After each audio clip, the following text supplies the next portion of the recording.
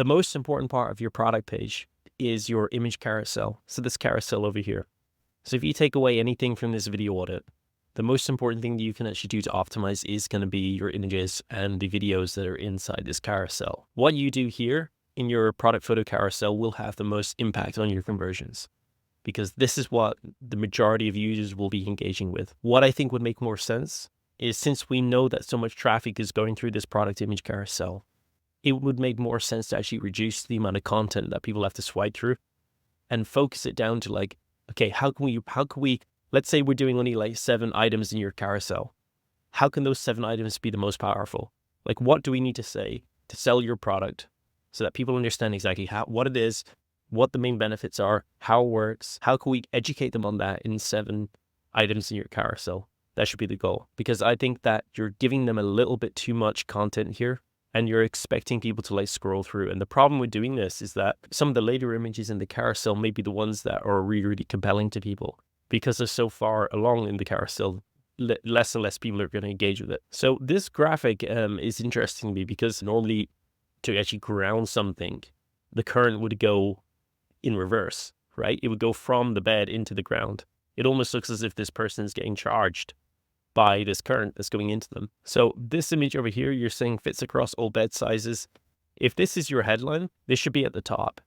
But then the thing that's kind of, I think, a little bit confusing, you're saying 8 feet or 2.6 meters long. I think if you're saying fits across all bed sizes, name the different bed sizes. You know, king size bed, single bed, queen size bed. That will communicate what you're trying to communicate a little bit more effectively. We know that your product image carousel is the most important part of this product page, and that's why I'm focusing on this first. Everything that needs to be here needs to be really optimized. I would keep it to only 7 items in your carousel, maybe about 1 or 2 videos maximum. And those videos, I would just make sure that they are dialed in. Like the video that I think is really good is this one, because I think it kind of explains exactly how it works. This, I feel like you could probably communicate via an image. You know what I would do for this? You've got this nice little graphic here showing the ungrounded and grounded, which I think is quite nice. I would honestly just show the electricity buildup in the body a little bit more denser. So like you could even have the whole of this person's body, you know, be slightly red. And then here you can see that there's like no electricity and bad electricity in his body. I think that would be a better illustration of it. This graphic, like I mentioned, I think is a little bit confusing because it looks like the electricity is coming from the ground and going into his body. You're saying scientifically proven to treat all of these different things. Well, this is what I say with copywriting, is that any bold claim needs to be backed up with some proof to make it trustworthy. And so what I would say that you could do in this carousel to make it a little bit more powerful and punchy is see if you can bring in some doctor's quote or some scientist quote or some even medical article that will back this up. You know, you can even bring in, let's say, a quote snippet from a certain doctor and have their profile image in the photo, them vouching for the fact that they stand behind this claim. Something like that will make it so much more powerful. And then these benefits over here, I would honestly list them out underneath here. Do you know what I'd also say on the product carousel is considering actually bringing this video into your product carousel as well? Because if this lady is talking about her, you know, paying with her knee, right? And she's talking about how your product actually helped her with that. Well, that's just going to make it so much more powerful and give people a really, really genuine reason, another reason as to why they should invest in your product. So this video could be very powerful. It could be one of the 2 videos in your product listing carousel. The first video could be this video over here, which I think is very good, explaining your product. And the second video could be this customer video, like review, talking about your product and how it's helped to reduce their pain. I think the other thing that you can do in your product carousel is just make sure that the fonts and the styling is just more consistent and just a little bit more premium. I think you know, the shadows and everything, it kind of makes it look a little bit more cheap when your product, like the photos, the actual product photography that you have is really, really nice. And so it's kind of like a little bit of a strange contrast to have such nice product photography, and then we have like this really kind of like shadow box over here with a text on it. It just doesn't really look that appealing, you know, when someone's looking at it. This is not a really major issue with your product carousel, but these little things to make, because you're selling, let's say, more of a high ticket product, because it's like around the $100 price point, you know, these little aesthetic changes, they do add up and they do create more trust. That's kind of what those are doing. When we have a nicer looking website, when we have nicer looking graphics, and the most important thing is have a really good product photography, which you already have. All of those things create trust with someone. If we talked about your product carousel, I've kind of suggested some optimizations that you can make to those. Let's go onto your order form now and actually see what we can do here. So the first thing that I would say is you are offering this at a discount. I can see that straight away. Now, and this is what I say to a lot of brands who run a discount is, why are you running a discount? And sometimes, that's the first time that a founder or brand owner has been asked that question. It kind of makes them think, which is kind of funny. But I think a lot of people think, oh, it's just good practice to run a discount. But not in all cases. If you have a premium product and you know its worth and you know its value, don't be afraid to stand behind its value. And if you're saying that people won't buy it for $180, but the actual price that we always run it for is $100, make that the full price then. I would only ever discount something if it is genuinely on sale or you're running a special bundle or promotion.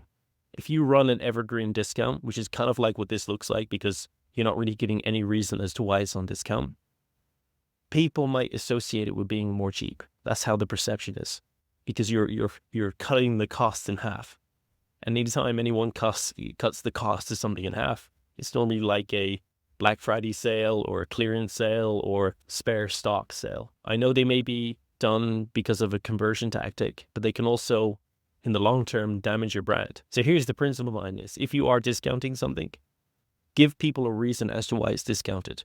So you could say 50%, and then you could have next to it, let's say until February the 14th. And then underneath that, you can say maybe the, New Year's sale or something like that. And I understand, look, if we look at your banner up here, you already are offering a 10% off with the New Year's sale. And so people are going to be buying this product from you with potentially getting 50% plus another 10% as well, the New Year's sale, I'm assuming. So it's quite a lot that you're offering off there. And this kind of just takes the premium perception that someone would have of your product and really diminishes it quite a bit. A lot of people think that they have a price problem, but whenever you have a price problem, it's not because of the price itself. It's because you're not communicating the value in the most effective way. And the most effective way that you can communicate your value is with better product photos that explain your product in more detail, communicating the actual end desired benefits of what this is doing, because you're saying to people, hey, this is going to reduce your insomnia. This is going to reduce your pain. This is going to, help you sleep better, sleep deeper. Well, that's going to be well worth $100, $150 to most people. And this is the way I look at it. If your product is good and it does solve people's problems with insomnia and with, helping them to sleep deeper, that's obviously going to be well worth the $100 they're going to pay. And if you're noticing that your audience is still very price sensitive, well, there's other ways that we can handle the price objection. We can compare your product, which is, let's just say the full price, this is $100. So think about this. They're paying $100 to get the solution, to get, better sleep and less pain, versus, hundreds of dollars, potentially thousands of dollars on medical treatments, medicine, and all the other associated side effects that come with those sorts of things. So I think what I would like to see in your product listing carousel as well is a comparison chart that handles the price objection directly. You keep your product at full price, let's say it's $100. You don't show it's on sale, but you stand behind the value of it.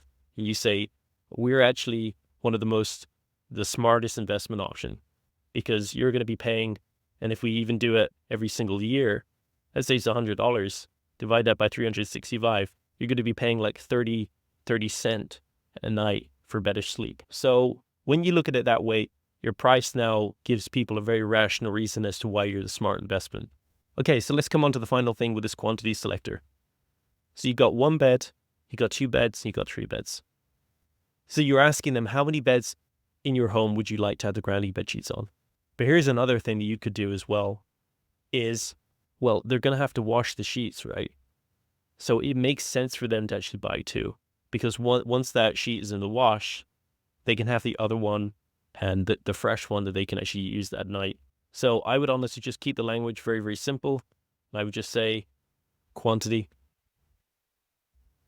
And instead of displaying horizontally as how you've got it, I think it'd be better to actually display it vertically. It'll be something like for nutrition over here, if this order form that we've done for them, it's still one of the best order form designs that we've done because it's so easy for people to read it and see it. So you can actually see here, this is kind of how the design that we followed for them. And I'm just going to try and map that out quickly for you and see how that would look. And so this is how I position it. I would say 3 bed sheets at the top, and then I would do 2 bed sheets in the middle. Okay, and that's the one I would have selected by default, 2 bed sheets. And then we've got the 1 bed sheet down here at the bottom. Okay, so this is selected by default, and then what you can do, 1 bed sheet, you offer that at full price. That's going to be the full $100, whatever the price is going to be. Got $100 for 1 bed sheet, so $100 is going to be for 2 is going to be 200. We're going to multiply that by 0.9, so it's going to be 180. 180 divided by 2 is going to be 90 each, so it's going to be 90 each for that. And so what are they saving? So they're saving 90 by 2, saving about $20. So for 3 bed sheets, it's going to be 100 by 3, so that's 300. 300 multiplied by the 0.8 because it's saving 20% off. It's going to be 240. 240 divided by 3 is $80 each. It's going to be spending $80 each on that, and they're going to be saving 80 by 3. They're going to be saving like $60.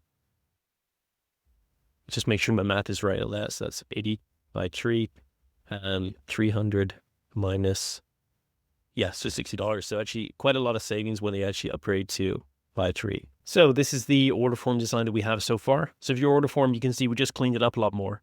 You know, we're not offering a discount now, but of course, the way that we're doing the discounts is we're doing it in a way where we're incentivizing them to, of course, increase the quantity, you know? So it makes a little bit more sense. And this is a great way to offer discounts, but not reduce the perceived value too much of what people are looking at with your product, you know? So, of course, in summary, it comes down to you whether you want to continue offering your 50% or 60% discount, but I've kind of explained the reasons as to why I think in most cases that it's not the best strategy if you have a high-ticket product, you know, like this. But if you still do want to offer your 50% discount, I would recommend giving people a reason as to why you are running that sale. So, you know, call it the New Year's sale and give it an expiry date so that you are adding some natural form of urgency to do with it.